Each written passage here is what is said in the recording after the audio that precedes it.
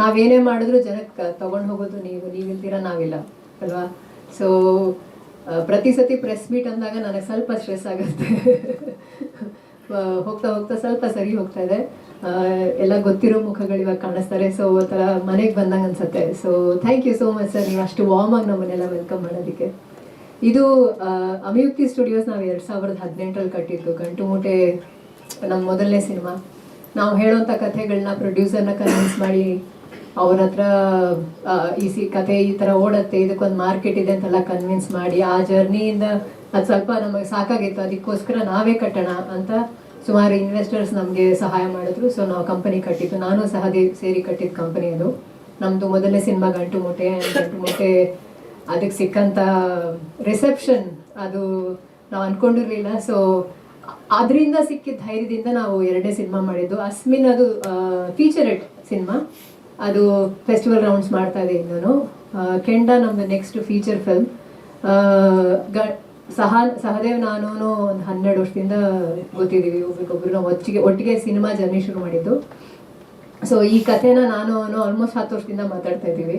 ನನಗೆ ತುಂಬ ಹತ್ತಿರವಾದಂಥ ಕಥೆ ಅದು. ಸೊ ಅವನು ನ್ಯೂಯಾರ್ಕಲ್ಲಿ ಓದ್ಕೊಂಡು ವಾಪಸ್ ಬಂದಮೇಲೂ ಆ ಕಥೆ ಗೀಳು ಬಿಟ್ಟಿರಲಿಲ್ಲ ಅವನ ತಲೆಯಿಂದ. ಸೊ ಸರಿ, ಮೊದಲನೇ ಸಿನಿಮಾ ಇದನ್ನೇ ಮಾಡೋಣ ಅಂತ ಆಲ್ಮೋಸ್ಟ್ 2 ವರ್ಷದಿಂದ ಜರ್ನಿ ಶುರು ಆಯಿತು. ಸ್ಕ್ರಿಪ್ಟ್ ರೆಡಿ ಆಯಿತು, ಶೂಟಿಂಗ್ ಮಾಡಿದ್ವಿ. ಕೋವಿಡ್ ಆಗ್ತಿದ್ದಂಗೆ, ಕೋವಿಡ್ದು ಸುಮಾರು ಏರುಪೇರುಗಳ ಮಧ್ಯೆ ಶೂಟಿಂಗ್ ಮುಗಿಸ್ಕೊಂಡ್ವಿ. ಆ್ಯಂಡ್ ಫೆಸ್ಟಿವಲ್ ರೌಂಡ್ಸ್ ಆಯಿತು ಹೋದ ವರ್ಷ. ಈಗ ನಾವು ಏನೇ ಮಾಡಿದ್ರು ನಾವು ಕನ್ನಡದಲ್ಲೇ ಮಾಡಬೇಕು ಅಂತ ನಮ್ಮ ಕನ್ನಡಿಗರಿಗೆ ತೋರಿಸಿ ಅವ್ರು ಏನು ಹೇಳ್ತಾರೆ, ಅವ್ರಿಗೆ ಹಿಂಗೆ ಇಷ್ಟ ಆಗತ್ತೆ ಅಂತ ತಿಳ್ಕೊಳ್ಳೋದೇ ನಮಗೆ ಮೇನ್ ಅಲ್ವಾ. ಸೊ ಅದಕ್ಕೋಸ್ಕರ ಇಲ್ಲಿ ತೊಗೊಂಡು ಬಂದಿದ್ದೀವಿ. ಈಗ ರೆಡಿ ಆಗಿಬಿಟ್ಟಿದ್ದೀವಿ ತೋರಿಸೋದಕ್ಕೆ. ಹೋಪ್ಫುಲಿ ಗಂಟು ಮೂಟೆಗೆ ಕೊಟ್ಟಷ್ಟು ಪ್ರೀತಿ ಅದಕ್ಕಿಂತ ಹೆಚ್ಚು ಹೆಚ್ಚು ಹೆಚ್ಚು ಪ್ರೀತಿ ಈ ಸಿನಿಮಾ ಕೊಡ್ತಾರೆ ಅನ್ನೋ ಒಂದು ನಂಬಿಕೆ, ಧೈರ್ಯ ಅಷ್ಟೇ.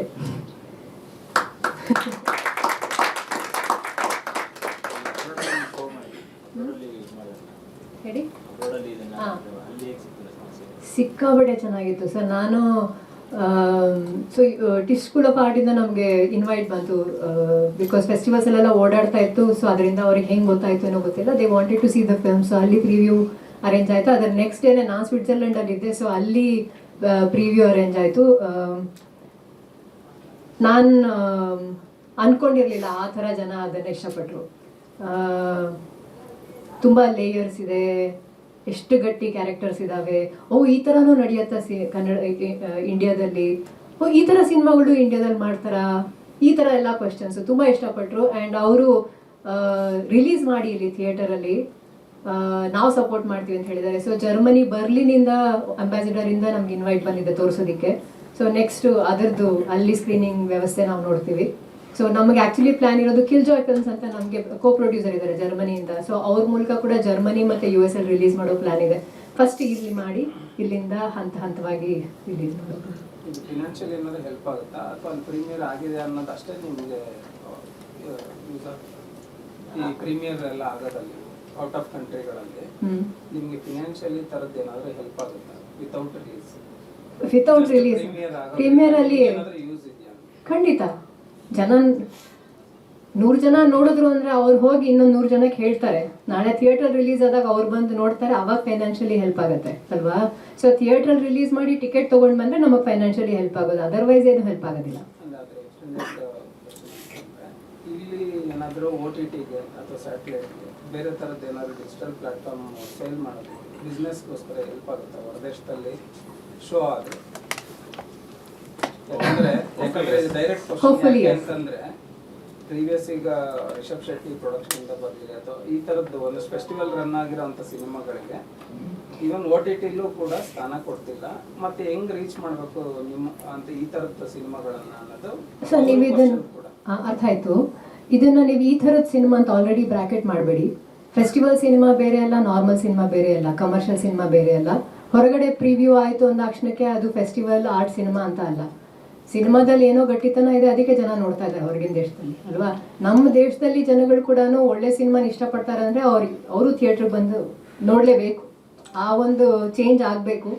OTTಯಲ್ಲಿ ತಗೋತಾರಾ ಬಿಡ್ತಾರಾ? ಸರ್ ಗಂಟು ಮೂಟೆ ತೊಗೊಂಡಿದ್ದಾರೆ, ಕೆಂಡನೂ ತೊಗೊತಾರೆ ಅನ್ನೋ ಧೈರ್ಯ ಇದೆ. ಸೊ ನೋಡೋಣ. ನೀವು ಆಗಲೇ ಹೇಳ್ದಂಗೆ 10 ವರ್ಷದ ಹಿಂದಿನ ಕತೆ ಈಗಿನ ಜನರೇಷನ್ ಯಾವ ರೀತಿ ಹೋಲ್ಡ್ ಮಾಡ್ಕೊಂಡಿದ್ದೀರಾ ಸಾಧ್ಯ? 10 ವರ್ಷದಿಂದ ಬರ್ದಿರೋದು, but it's a universal story because it's a story of exploration. Keshava ಅಂತ ಒಬ್ಬ ಕಾರ್ಖಾನೆಯಲ್ಲಿ ಕೆಲಸ ಮಾಡುತ್ತಿರುವ ಒಬ್ಬ ವ್ಯಕ್ತಿಯ ಕತೆ. ಸೊ ಅದು ತುಂಬ ಯೂನಿವರ್ಸಲ್ ಆಗಿರೋ ಒಂದು ಕತೆ, ವರ್ಕಿಂಗ್ ಕ್ಲಾಸ್ ಅವರ ಕತೆ ಇದು.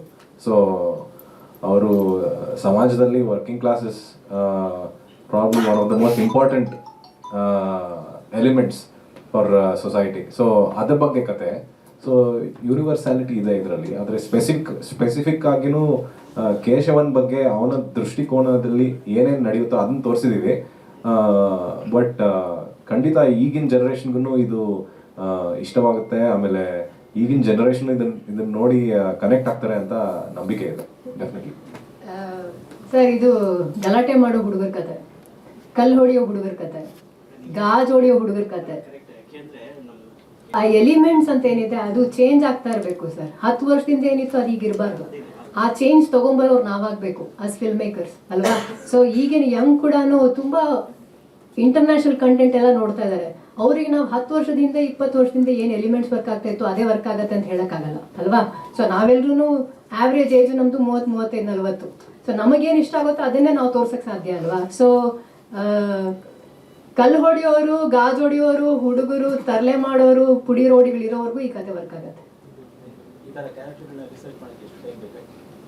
ಸರ್. ನಮ್ಮ ಅಕ್ಕಪಕ್ಕ 8 ಜನ ಸಿಗ್ತಾರೆ. ಎಷ್ಟು ಕಾಲೇಜ್ ಟೈಮಿಂದ. ಸ್ವಾದಿಷ್ಟತೆಯ ಸ್ವಾದ, ತಾಜಾತನದ ಆಹ್ಲಾದ, ಉತ್ತಮ ಆರೋಗ್ಯ ಮತ್ತು ಹೆಚ್ಚಿನ ರೋಗ ನಿರೋಧಕ ಶಕ್ತಿಯ ವೃದ್ಧಿಗೆ ಈಗ ನಿಮಗೆ ಸಿಗುತ್ತಿದೆ ಉತ್ತಮ ಗುಣಮಟ್ಟದ ಪೌಷ್ಟಿಕಾಂಶ. Shri Vaidik millet health mix, ಇದು ಸಿರಿಧಾನ್ಯಗಳ ಸಂಪತ್ತು.